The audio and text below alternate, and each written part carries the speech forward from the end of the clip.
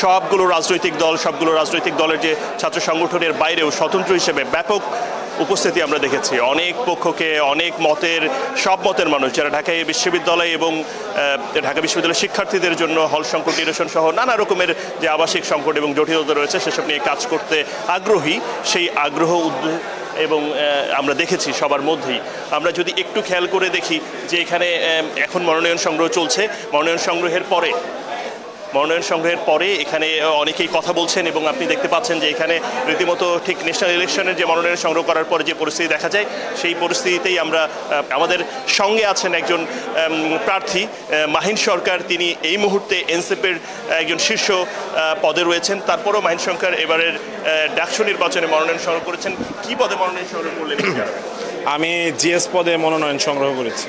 আপনি তো একটি রাজনৈতিক দলের সঙ্গে রয়েছেন, তারপরেও এখানে ডাকসু নির্বাচনে এভাবে প্রতিনিধি করার মানে এই পরিকল্পনাটা কীভাবে? দেখুন, আমার মনে হয় যে আমি আসলে ওভাবে না দেখে আমি দেখেছি যে ঢাকা বিশ্ববিদ্যালয়ের শিক্ষার্থীদের জন্য আমি বিগত সময় কী করেছি এবং ঢাকা বিশ্ববিদ্যালয়ের শিক্ষার্থীদের জন্য আমার কি করার আছে, এবং আমার যেহেতু এখনও ছাত্রত্ব আছে, আমার মনে হয় যে আমি সব দিক দিয়েই একজন প্রার্থিতা ঘোষণা করার মতো যোগ্য লোক।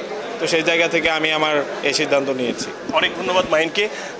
আপনারা জানেন যে এছাড়াও ছাত্র অধিকার পরিষদ এবং ঢাকা বিশ্ববিদ্যালয়ের যে ছাত্র শিবিরের আলাদা প্যানেল দিয়েছে, এর বাইরেও আপনি যে বলছিলেন ছাত্র দল সহ অন্য বাম সংগঠনগুলো তাদের কি অবস্থা, আমরা যতটুকু খবর পেয়েছি আমাদের কাছে যে ইনফরমেশন রয়েছে, আর অল্প কিছুক্ষণের মধ্যেই ছাত্রদল তাদের যে মনোনয়ন সেই তাদের যে আলাদা প্যানেল সেই প্যানেল থেকে মনোনয়ন সংগ্রহ করবেন। এবং এখানে আরও বাম সংগঠনগুলো ইতিমধ্যেই কিছু সংগঠন, ছাত্র ফেডারেশন আলাদাভাবে সংগ্রহ করেছে। তারা কোনো ক্ষেত্রে জোট হয়ে মনোনয়ন সংগ্রহ করছেন, আবার কোনো ক্ষেত্রে আলাদা প্যানেল দিয়ে করছেন।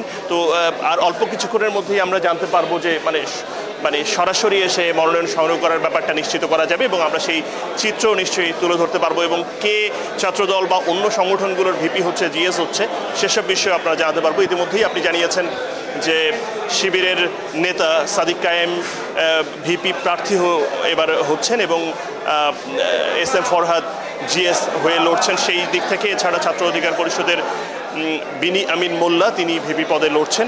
সব মিলিয়ে বলা যায় যে এই ভিপি, জিএস এবং এজিএস পদে এই লড়াইটা অনেক বেশি হবে।